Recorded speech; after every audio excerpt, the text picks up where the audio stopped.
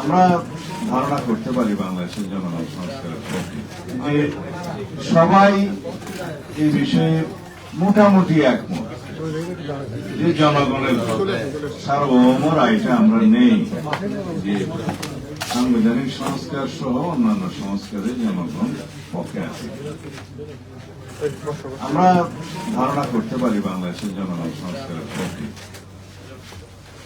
কিন্তু এটা নেয়ার জন্য আমি প্রস্তাব এই জন্যই করেছিলাম, রেফারেন্ডামের মাধ্যমে জনগণ যদি সংস্কারের পক্ষে রায় দেয় তাহলে পরবর্তীতে আসন্ন নির্বাচনে যে সংসদটা গঠিত হবে সেই সংসদ এই জনরায়ের বাইরে যেতে পারবে না, এই ম্যান্ডেট মানতে বাধ্য হবে।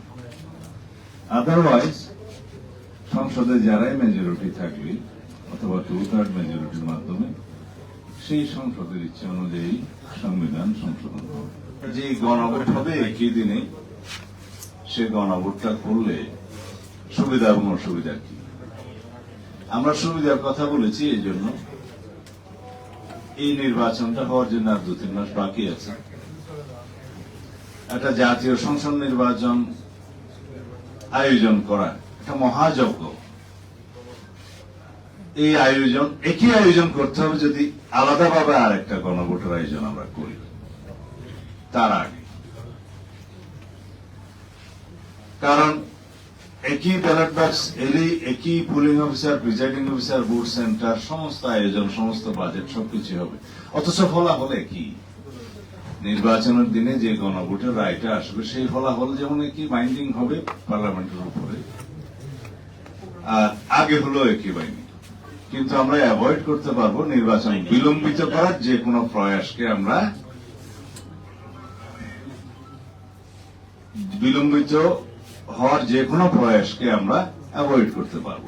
আমরা বলেছি এই গণভোট আয়োজনের জন্য যে আইনি বিধানগুলো করা দরকার সেটি কনস্টিটিউশনকে স্পর্শ করবে না, কারণ সংবিধান পরিবর্তন হলে, সংশোধন হলে, যে সমস্ত আর্টিকেলগুলো পরিবর্তন হলে গণভোটের বাধ্যবাধকতা আছে সেগুলো নির্ধারিত আছে আর্টিকেল 142-তে, কিন্তু সেই সংশোধনীটা যখন হবে তখন তার পরবর্তী বিষয় চূড়ান্ত অনুমোদনের জন্য রাষ্ট্রপতি স্বাক্ষরের আগে যেতে হবে গণভোট।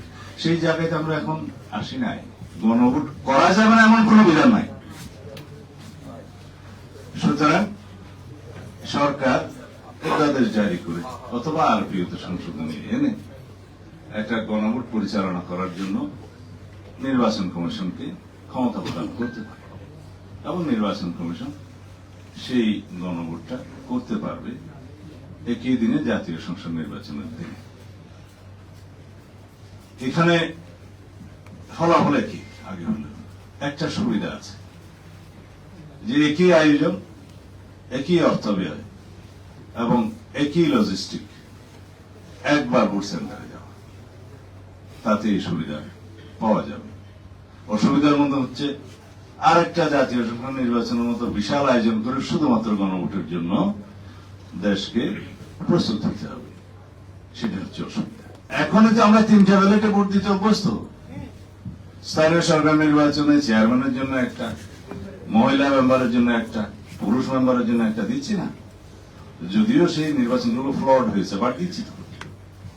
উপজেলা নির্বাচনে উপজেলা চেয়ারম্যানের জন্য একটা, মহিলা ভাইস চেয়ারম্যানের জন্য একটা, পুরুষ ভাইস চেয়ারম্যানের জন্য আমরা দিচ্ছি তো। সিটি কর্পোরেশন মেয়রও এরকম 2-3টা ব্যালট থাকে।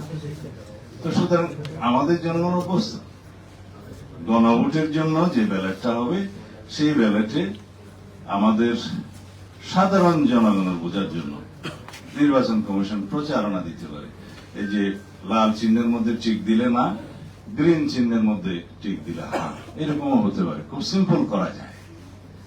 আর গণভোটের প্রশ্ন তো জনগণের সামনে উন্মুক্তই থাকবে। এই যে জুলাই জাতীয় সনদ যেভাবে স্বাক্ষরিত হয়েছে, অঙ্গীকারাবদ্ধ হয়েছে, তার পক্ষে আছেন কি নাই, হ্যাঁ অথবা না।